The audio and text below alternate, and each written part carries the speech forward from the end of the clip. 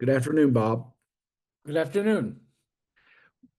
Today we're going to talk about the dispute between the U.S. government and Harvard University. The government has basically froze billions of dollars of funds due to, it's not quite clear exactly what it's due to, but it's certainly focused on the situation involving anti-Semitism at Harvard, also the intellectual diversity situation.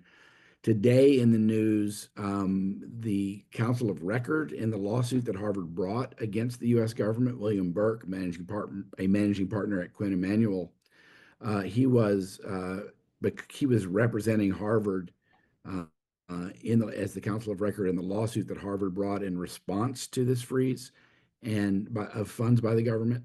And today he was fired from that position in the Trump organization. And you wrote a piece about how a few days after it became apparent that Burke was the counsel of record, along with Robert Hur, who was the special counsel for President Biden, you wrote a piece suggesting that the selection of those counsel in the response to the government's ramping up of demands against Harvard suggested that there was still room for negotiation.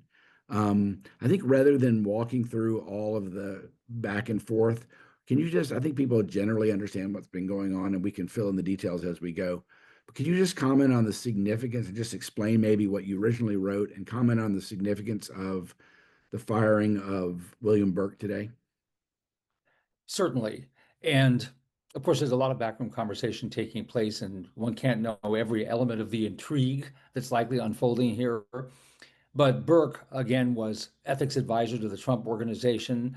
He represented Paul Weiss in the settlement it reached in the executive order directed against Paul Weiss, among the other law firms that had been targeted. And he's apparently been very active trying to help Harvard negotiate some understanding, some settlement, if you will, of the complaints that that the administration has against Harvard. So you had somebody who was representing Harvard, but nonetheless had significant ties to Trump. He is the head of the government relations strategy department, however it's called, at Quinn Emanuel. So the sort of person who might be able to put together some kind of a deal, if you will, to avert litigation, or if litigation's in progress, to find an off-ramp to a settlement. Uh, it was very notable that he'd been selected by Harvard, and press reports since then indicate this was the very reason, his relationship with the Trump administration.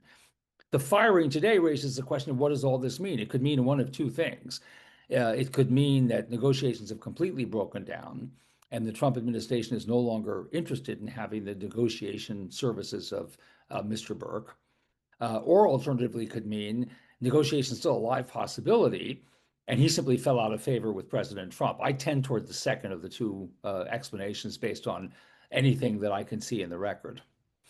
Well, it was always an awkward situation.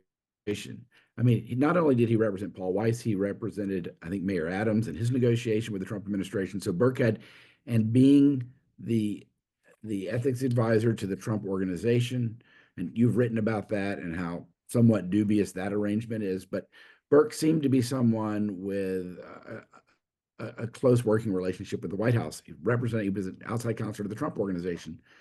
Um, and it seemed odd to me from the beginning that someone in that role as the ethics advisor, I'm not saying it's a conflict, but as ethics advisor to the Trump administration would also be representing Harvard, that the Trump administration, sorry, ethics advisor to the Trump organization, not the Trump administration, but that he would be representing Harvard in the government's attack on Harvard.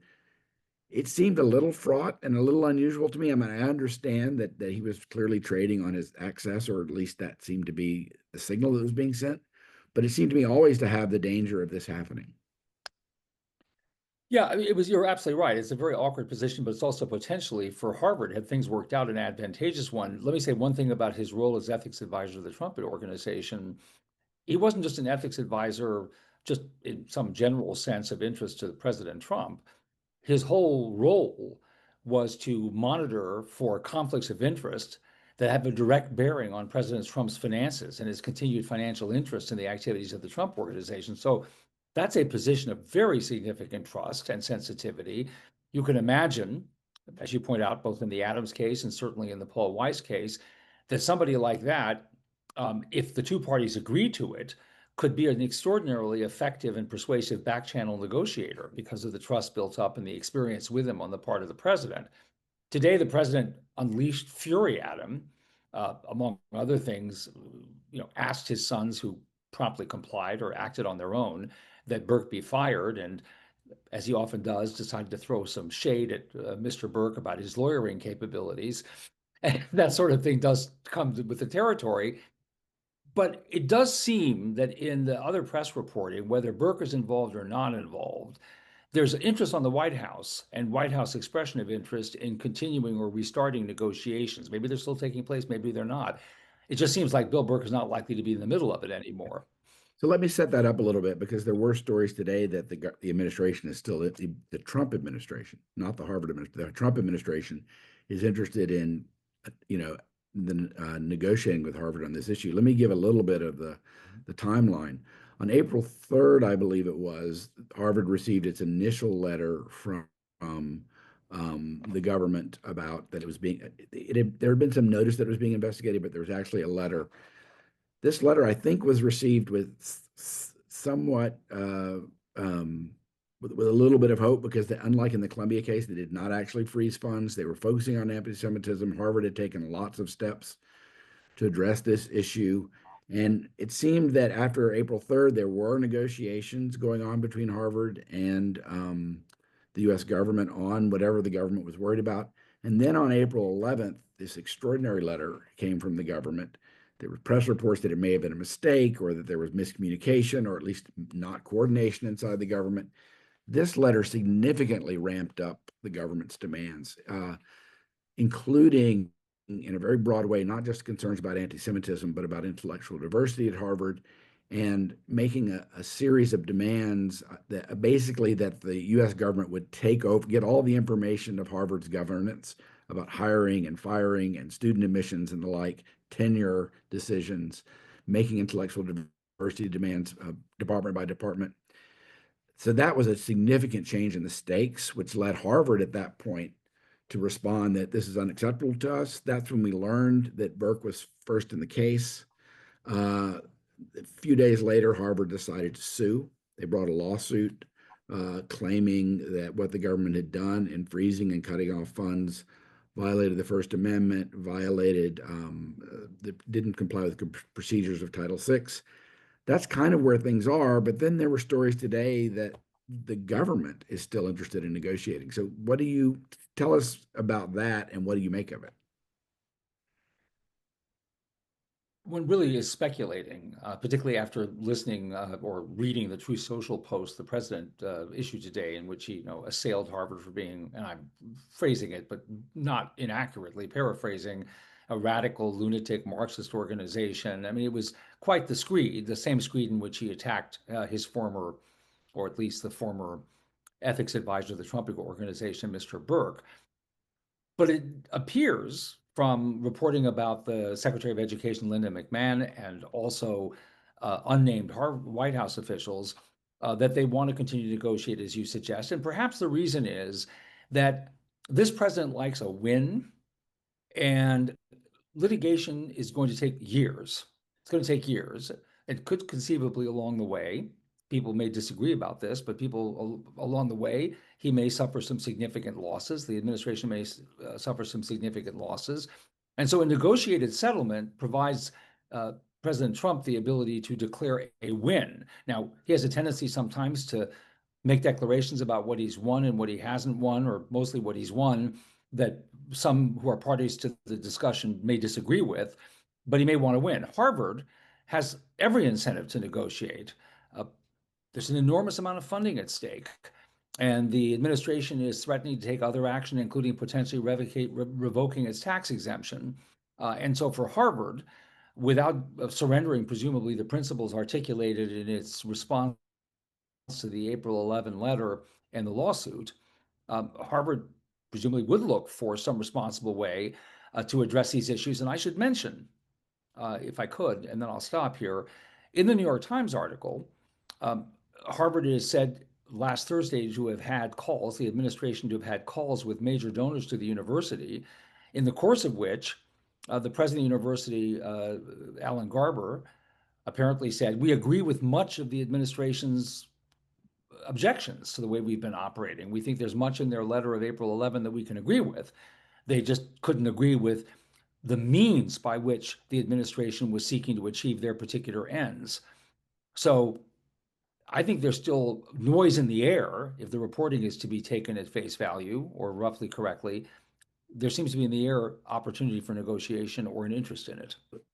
That makes sense, but I think that in light of the April 11th letter that the US government sent to Harvard, which significantly raised the stakes about what the government wanted and basically wanted to take over the running of Harvard. And given Harvard's response in the lawsuit, it seems to me that if both sides need to save face, that is much harder now than it was in the earlier rounds. And Harvard is in a different position now. Harvard is now the hero for universities around the country because it stood up to the administration. So I think that makes it harder on a different dimension for it to back down and save face. And also, I have to say, I was puzzled by the stories that the education department is interested in negotiating when Harvard seems to be not right now during this period, not clear given Garber's comments, because I think this is a huge political win for the administration. I mean, you talked about them losing in court. I think they will. I think that the university has a very strong legal position in its complaint, but winning in the legal round here, Harvard is, I think, going to lose the political battle medium term in terms of medium and long term funding.